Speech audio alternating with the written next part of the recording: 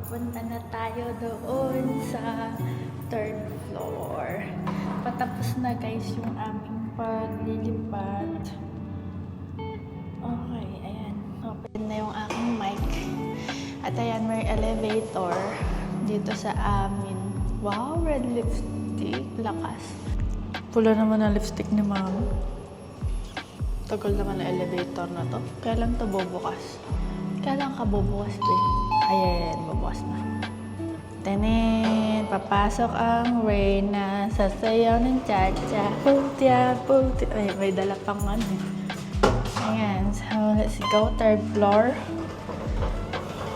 Ay, boom, tiaya, boom, yeah. Boom, tiaya, boom, yeah. Saya, saya. Let's go. So, this is third floor. Ito yung last, yung mula kami lumipat. Napakalayo, di ba? Lumipat kami sa 5th floor. And guys, ito na yung itsura niya. Halos nakalipat na kasi kami dun sa taas. Medyo paubos na lahat. Alright. Medyo nakakatakot kaya buksan natin yung mga ilaw. Ito yung dati namin kwarto. Ayan. Ayan, wala na siyang laman. Puro dumi-dumi na lang. Parang ako lang. Charis. Tapos ito yung dati naming CR. Mas malaki sa dati. Ayan. Ganyan yung CR namin, guys. Tapos ito naman yung kwarto nila Kuya and Ate Rachel. Yan. Unahin na natin yung kwarto nila Ate Rachel. Let's go. Nice. Track me, baby, because I'm pretty. Charis. Okay, let's go clean. So ito nga pala yung utos sa akin ngayong araw. Isa akong taga-Wales na Cinderella. Oh. Pagod na ako agad-agad. Mukhang delikado na naman ako. Bakit kinikilig na naman ako? Pero ngayon ay parang kakaiba. Pag nakatingin sa iyong mata, mundo ay kalma. The fudge is that, bro? Ew. What the ew?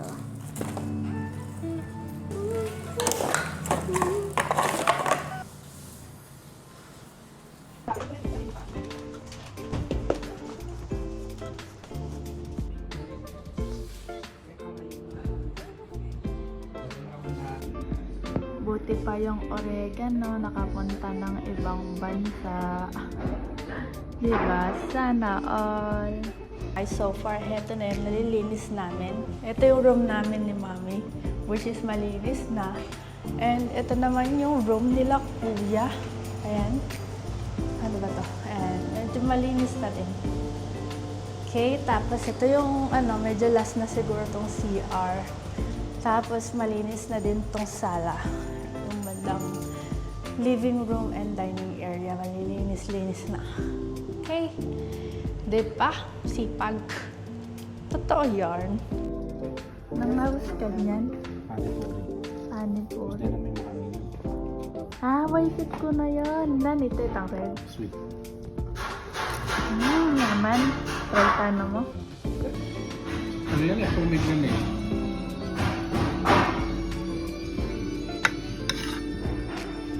So, day 3 na tayo ng paglilipat.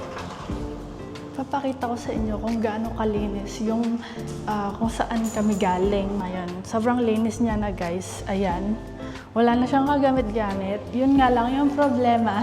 Sobrang nahihirapan kami ngayon sa pag-aayos na mga gamit dun sa nilipatan. So ito yung kusina niya guys. Very beautiful.